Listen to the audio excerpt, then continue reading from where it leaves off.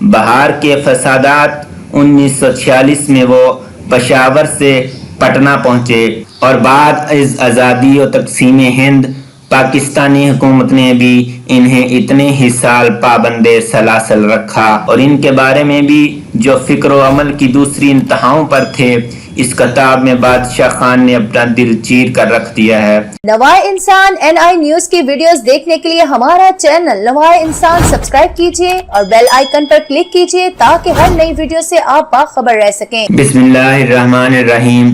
آج 20 جنوری 1988 شیخ الہند کے مایا ناز سپاہی سامراج دشمن فخر افغان خان عبدالغفار خان کا یوم وفات ہے۔ بادشاہ خان کی خود نوشت پڑھیے کہ پڑھنے کی چیز ہے۔ خدائی خدمتگار تحریک کے اساس گزار خان عبدالغفار خان بادشاہ خان اور سرحدی گاندھی تحریک آزادی ہند کی ایک البیلی اور اپنے نوع کی منفرد شخصیت کا نام ہے۔ آج ان کا یوم وفات ہے۔ ان کی پیدائش فروری 1890 کی تھی۔ وفات سے 1 سال قبل ان کی بے مثال سیاسی خدمات کے اعتراف میں ہندوستان نے انہیں اپنا سب سے بڑا سویلین ایوارڈ بھارت رتنا پیش کیا تھا۔ اس سے قبل 1984 میں وہ نوبل پیس پرائز کے لیے بھی نامزد ہوئے تھے۔ ویسے قافلہ حریت کے جتنے بھی ارکان تھے سبھی کسی نہ کسی حوالے سے انفرادیت و امتیاز رکھتے تھے، مگر بادشاہ خان کی ذات میں عجیب کشش ہے، ساختگی ہے اور سادگی ہے۔ اعلیٰ ترین نسب و لین کے لیے مر مٹنے کا جذبہ بھی ہے اور آخری سانس تک اپنے نظریہ و خیال سے سرے مو انحراف نہ کرنے کا ان میں جذبہ کوٹ کوٹ کر بھرا ہوا تھا۔ ایک مرد قلندر، ایک درویش دور اندیش خود آگاہ، ایک قائد بے مثیل، ایک بے لوث میر کارواں، ایک بے چین روح جو اپنی قوم کی آزادی کے لیے تڑپتی رہی اور آزادی ملنے کے بعد قوم نے اسے تڑپایا اور اس کا سینہ چیر کر اس کی وفاؤں کی کمیت و کیفیت ناپنے کی کوشش کرتی رہی۔ بادشاہ خان نے اپنی باقاعدہ سیاسی اور سماجی زندگی کی شروعات حاجی صاحب آفترنگ زئی کی رہنمائی میں سرحد کے دیگر علماء و رہنماؤں کی ساتھ کی، پھر 1914 میں شیخ الہند مولانا محمود حسن سے ملے اور باقاعدہ جد و جہد آزادی کی راہ پر آ گئے۔ اس کے بعد اپنے آپ کو اسی مشقت آمیز زندگی کے لیے وقف کر دیا اور اگست 1947 تک ہر سیاسی تحریک میں سرگرم رکن کے طور پر حصہ لیا۔ عوام کی ذہنی نشو و نما کی، برطانوی سرکار سے پنجہ آزمائی کی اور لوہا منوایا اور آزاد ملک کے حصول کے لیے لڑتے رہے۔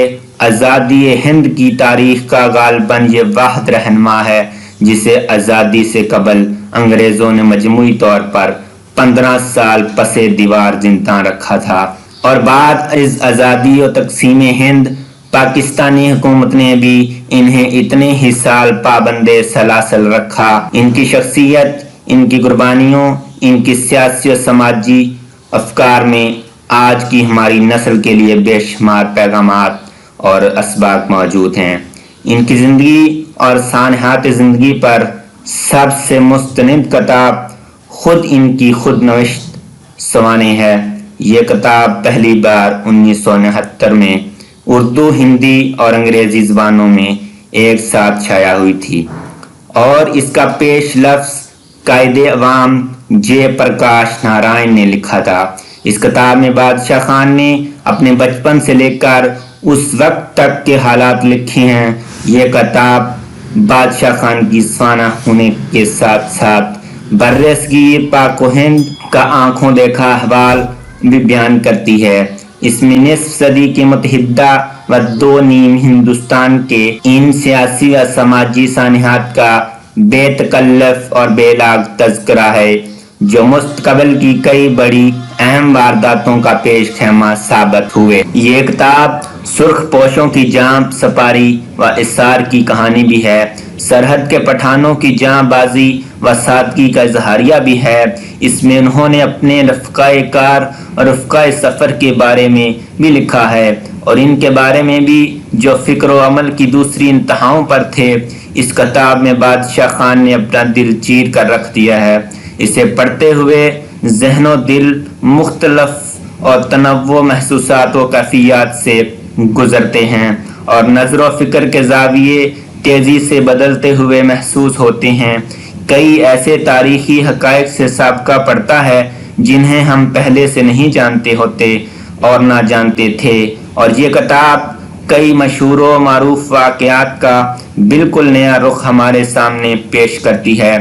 بس اس کتاب کو پڑھیے کہ یہ پڑھنے کی چیز ہے اور بادشاہ خان کی شخصیت، سیاست، زندگی اور ان کے افکار اور نظریات اور آراء کی تفہیم و تعارف کا سب سے مستند وسیلہ ہے۔ آج اس عظیم ترین انسان کا یوم وفات ہے۔ مجھے ان خان عبدالغفار خان کی ایک ادا کبھی نہیں بھولتی۔ بہار کے فسادات 1946 میں وہ پشاور سے پٹنہ پہنچے۔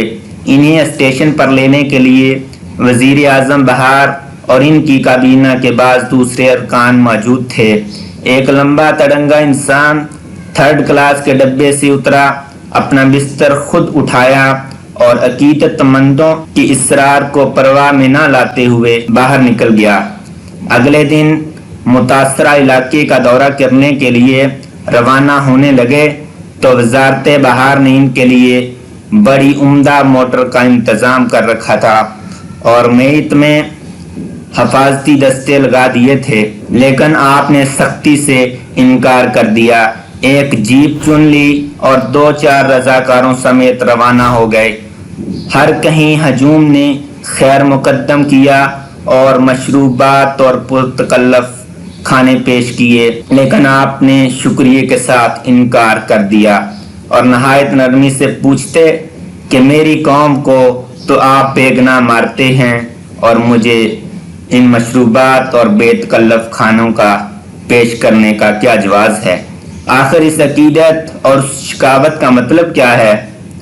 آغا شورش کاشمیری، قلمی چہرے، صفحہ 176 سے انتخاب۔ خونے جگر دے کر نکھاریں گے رخ برگے گلاب، ہم نے گلشن کے تحفظ کی قسم کھائی ہے۔ اسی کے ساتھ اپنے میزبان الب یاسین کو اجازت دیجیے۔